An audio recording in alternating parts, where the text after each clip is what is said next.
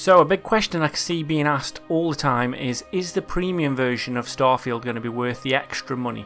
Especially if you've got Game Pass already and you can get the standard version of Starfield free or included in your existing subscription for Game Pass. Do you just play the free version that's within Game Pass? Do you buy the standard version if you haven't got Game Pass? Or do you pay the extra for the premium version? Are the extra bonuses that you get with the premium version going to be worth that extra money? Well, this is one thing that's probably going to be up to you to decide whether it's worth it to you, but let's just go through the extra things that you get.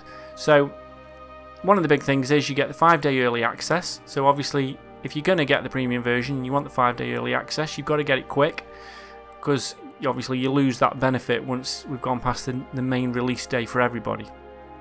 The other thing you get is the original soundtrack on there, but this is going to be available on things like Spotify and YouTube very soon after the release, I would have thought. So is that really a massive benefit? Also, you've got the digital art book on there.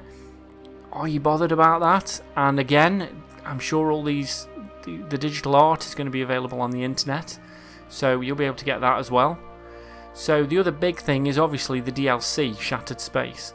So the cost of the premium version is half the price of the full game.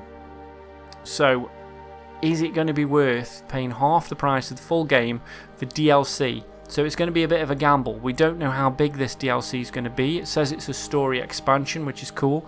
So potentially when the story ends in the main game of Starfield, you're going to buy the Shattered Space DLC, and that's going to continue the story and expand the story, which sounds really cool. Is it going to be big though? If the main game of Starfield, they reckon, is going to take you from 30 to 40 hours, does that mean that the Shattered Space DLC is going to be again sort of like 20 hours or something like that to make it worth it? Again, we don't know. It's a bit of a gamble. We've no information about that at the moment. I personally am going to get the premium version. I've been able to save up enough Microsoft points, so it's not actually going to cost me any more money, but I probably would have paid money for it anyway because I'm very excited about the game. So it's up to you. You've got to decide on these factors, all these different things that you get. Is it worth it to pay that extra money for the premium version?